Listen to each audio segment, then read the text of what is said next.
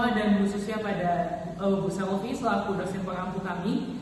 Teman-teman sekalian, perlu diketahui bersama bahwasanya manajemen publik yang buruk akan berdampak juga pada pelayanan publik yang buruk juga. Sebuah manajemen publik dapat dikatakan buruk apabila instansi pelayanan publik tidak menerapkan nilai-nilai manajemen, etika, prinsip etika publik, dan fungsi-fungsi manajemen publik itu sendiri, yang dimana ketiga aspek tersebut saling berkaitan satu sama lainnya dan diperlukan untuk mewujudkan manajemen yang baik dan juga menghasilkan pelayanan publik yang optimal, baik, dan prima. Sama halnya dengan salah satu instansi pelayanan publik yang bergerak pada bidang kesehatan, yakni RSUD Sidakalang, yang melakukan tindakan maladministrasi sehingga berdampak buruk bagi keluarga pasien dan pasien, kesejahteraan pasien. Oleh karena itu, pada presentasi kali ini kami akan melakukan analisis mengenai hubungan antara manajemen publik dengan kasus yang telah terjadi. Tapi sebelum itu, izinkan kami untuk memperkenalkan diri terlebih dahulu. Saya Muhammad Rio Ferdinand dengan akhiran NIM 096. Saya Rena Agustina dengan akhiran NIM 1109. Dan saya Grace Sofina Firaja dengan NIM akhir 1032. Langsung saja kita mulai dalam ringkasan atau rangkuman kasus apa yang telah terjadi. Oke, baik. Jadi, di sini mengenai kasus maladministrasi yang ditemukan Ombudsman RI Sumatera Utara terjadi di Rumah Sakit Umum Daerah Sidakalang. Oke, jadi di Rumah Sakit Sidakalang di Kabupaten Dairi ini adalah kasus terkait meninggalnya bayi dalam kandungan akibat prosedur medis yang tidak dijalankan dengan baik oleh dokter rumah sakit tersebut. Pasien mengalami pecah ketuban selama 3 hari, namun rumah sakit tersebut dan dokter tidak melakukan tindakan apapun kepada pasien. Lalu selain itu juga dokter tidak bertanggung jawab, malah justru beliau pergi ke rapat DPRD dan akhirnya melalaikan kerjaannya.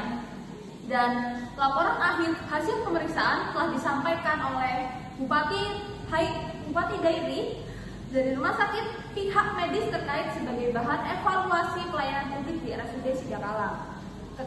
Lalu selanjutnya adalah membahas soal keterkaitan fungsi manajemen publik dan pelayanan publik dalam kasus RSUD Sidakalang. Sangat jelas terlihat bahwa kasus ini menunjukkan kegagalan dalam penerapan fungsi-fungsi manajemen, dan ini berdampak langsung dengan kualitas pelayanan publik di rumah sakit tersebut.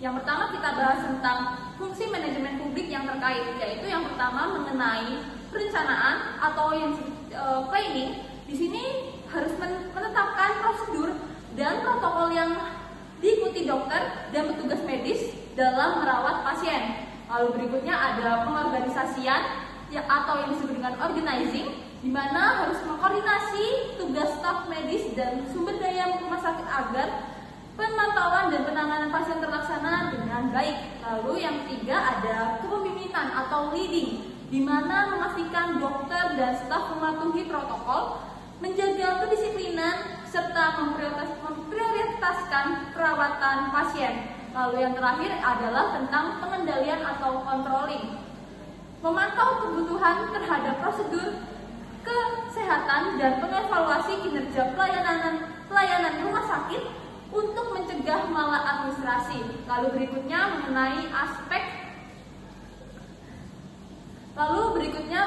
aspek pelayanan publik terkait,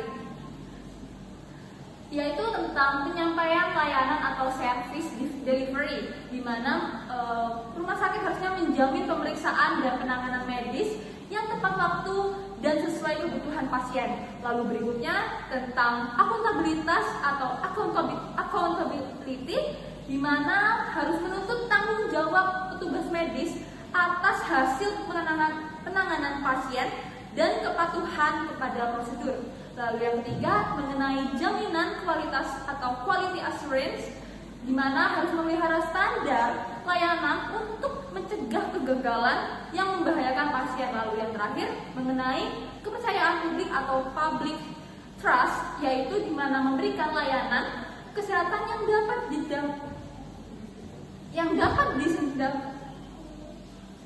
yang dapat diandalkan sehingga membangun kepercayaan masyarakat terhadap rumah sakit negeri.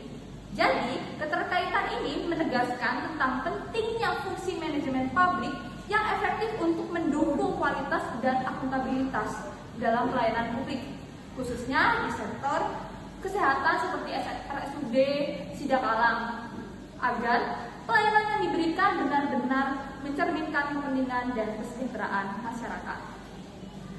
Oke. Untuk selanjutnya adalah kaitan etika, prinsip etika publik dalam kasus ini. Nah, etika publik sendiri memiliki 5 prinsip, seperti yang pertama adalah transparansi, yang kedua adalah integritas, dan yang ketiga adalah akuntabilitas serta keadilan dan profesionalisme. Bagaimana 5 poin tersebut saling berkaitan satu sama lainnya guna mewujudkan manajemen publik yang baik.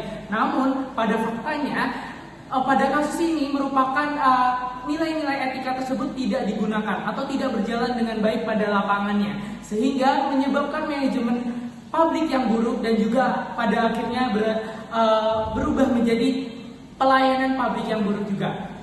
Ketika kita kaitkan dalam prinsip transparansi, kasus ini maladministrasi di RSUD Sidakalang ini menunjukkan kurangnya transparansi karena pihak rumah sakit dan dokter tidak memberikan informasi yang jelas dan terbuka kepada pasien maupun keluarganya mengenai kondisi dan penanganan janin yang seharusnya, dan juga tidak adanya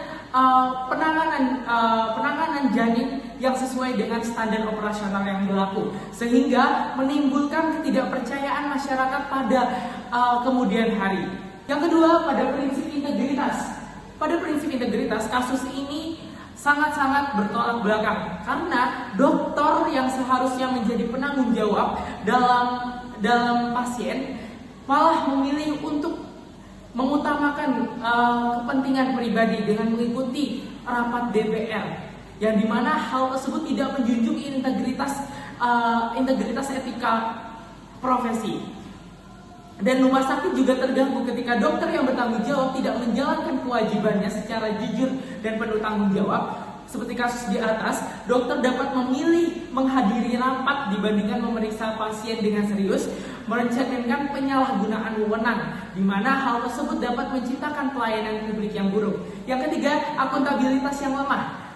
Prinsip akuntabilitas yang lemah terlihat dari ketidakmampuan pihak rumah sakit dan dokter untuk melakukan tanggung jawab atas kelalaian yang menyebabkan kematian pada janin, tanpa ada sanksi yang tegas yang membangun sistem pelayanan yang lebih baik dan pencegahan maladministrasi berikutnya serupa terjadi di masa yang akan datang.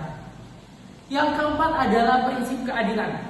Nah, prinsip keadilan ini sangat berkaitan dengan kasus ini, karena pada kasus ini prinsip keadilan tidak diterapkan. Karena keadilan tidak ditegakkan, pasien tidak mendapatkan pelayanan medis yang setara, tepat waktu, dan layak sebagaimana standar operasional yang berlaku, dan tidak terpenuhi haknya pasien yang harusnya merupakan kewajiban dari rumah sakit dan dokter itu sendiri.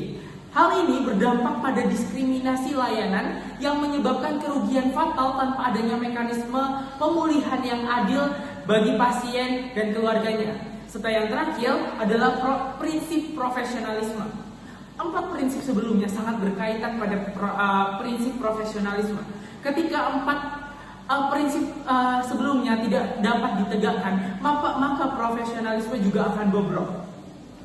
Di sini profesionalisme ambruk saat dokter lalai terhadap kewajibannya, sehingga perilaku tidak sesuai standar kompetensi, etika, dan tanggung jawab profesi kesehatan memperburuk kualitas pelayanan publik dan melemahkan citra institusi kesehatan pada masa yang akan mendatang, sehingga dapat memunculkan keraguan pada masyarakat terhadap institusi kesehatan, khususnya pada RSUD Sidakalang itu sendiri. Selanjutnya, untuk bagaimana 5 prinsip etika tersebut tidak dapat diterapkan oleh RSUD Sidakalang, bagaimana nilai-nilai manajemen berkaitan dengan kasus ini, selanjutnya akan dibahas oleh rekan saya.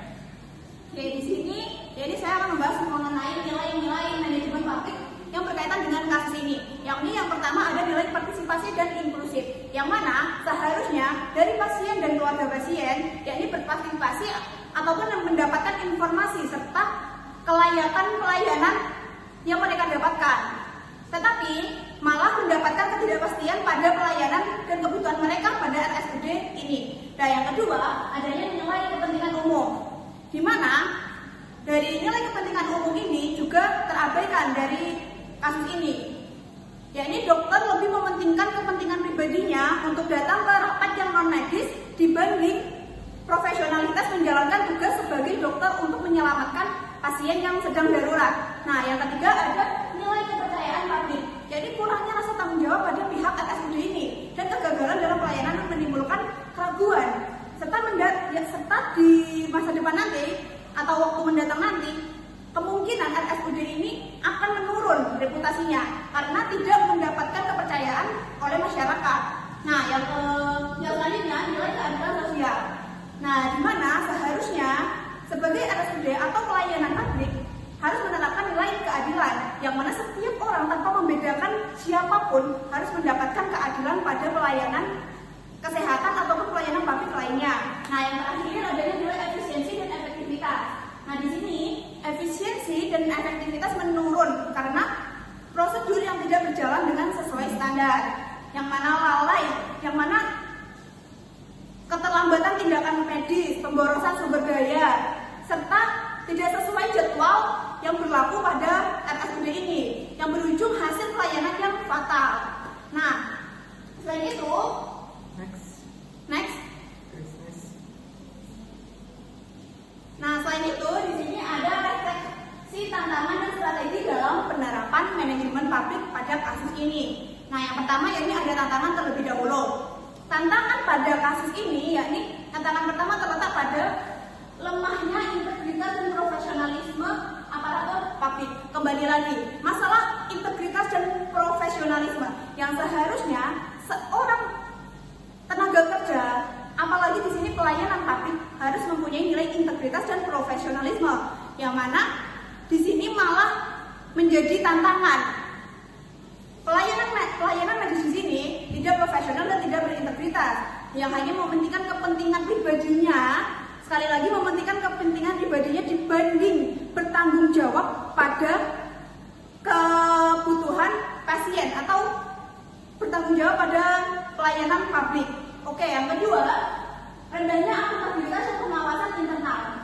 Kurangnya rasa tanggung jawab dan pengawasan internal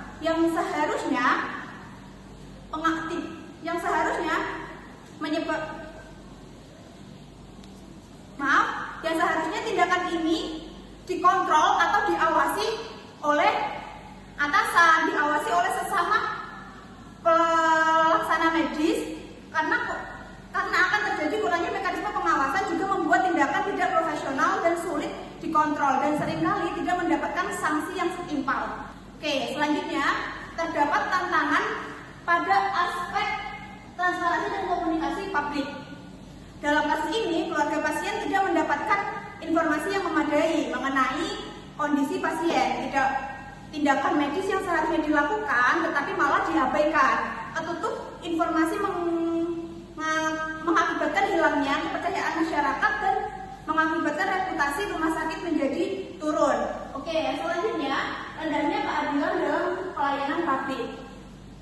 Bahwa seharusnya setiap pasien berhak mendapatkan pelayanan yang cepat, tanggap, dan bermutu tanpa diskriminasi. Namun malah dalam RSUD ini melakukan kelalaian menunjukkan bahwa hak-hak publik seringkali diabaikan ketika etika manajemen tidak dijalankan secara konsisten.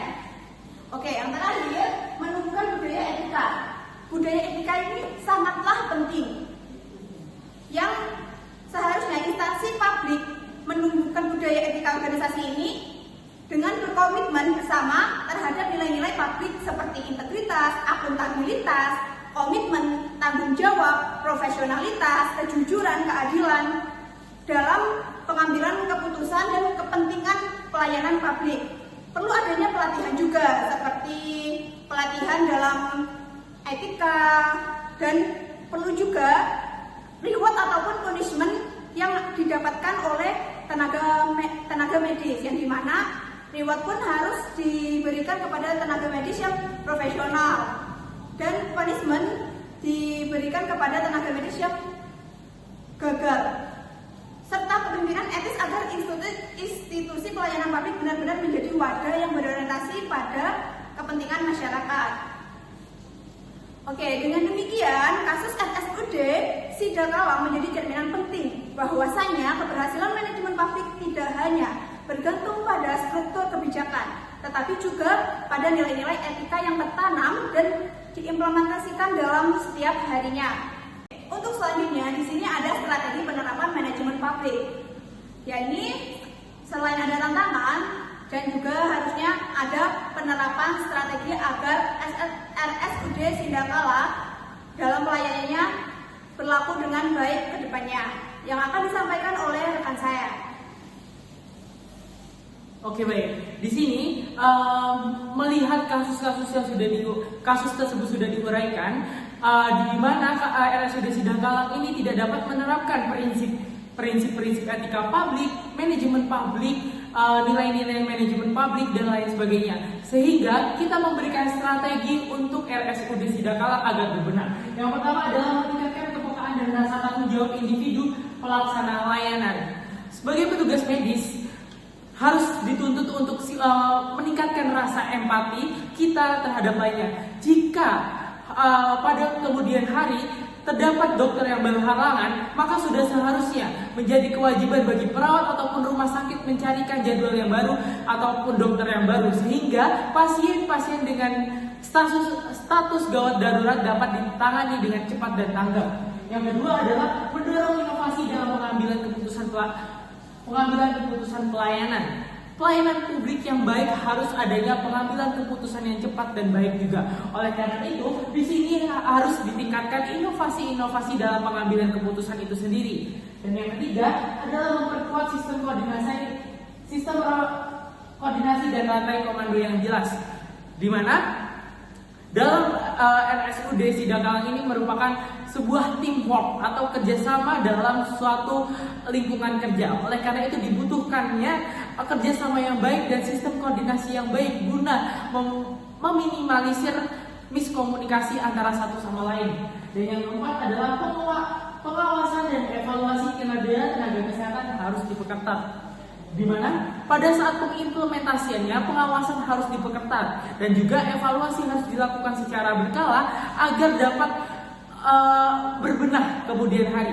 Jika ada kesalahan, segera dievaluasi dan segera memikirkan solusi yang harus dilakukan untuk kedepannya, agar masalah yang timbul di hari yang sekarang ini tidak dapat terulang lagi di kemudian hari. Serta yang terakhir adalah peran kepemimpinan dalam institusi kesehatan. Dalam sebuah pelayanan publik pastinya ada sebuah organisasi publik. Oleh karena itu di sini perlu peran pemimpin yang bertanggung jawab dan dapat mengatasi masalah apapun itu masalahnya. Dan juga pastinya perlu seorang pemimpin yang solutif sehingga dapat memunculkan pelayanan yang baik bagi semua. Oleh karena itu manajemen publik yang baik dapat menciptakan pelayanan publik yang baik, sehingga pada RSUD Sidakalang ini perlunya berbenah diri dalam hal manajemen publik itu sendiri, mulai dari penerapan etika publik, prinsip-prinsip etika publik, nilai-nilai manajemen publik, bahkan fungsi-fungsi manajemen publik harus terjalankan dengan baik dan tidak boleh ada yang terlewatkan satu sama lainnya, karena satu sama lainnya saling berkaitan untuk menciptakan pelayanan publik yang baik. Sekian dari kami, semoga apa yang kami sampaikan dapat bermanfaat bagi semua. Mohon maaf apabila ada kesalahan. Akhir kata, wassalamualaikum warahmatullahi wabarakatuh dan selamat siang. Terima kasih.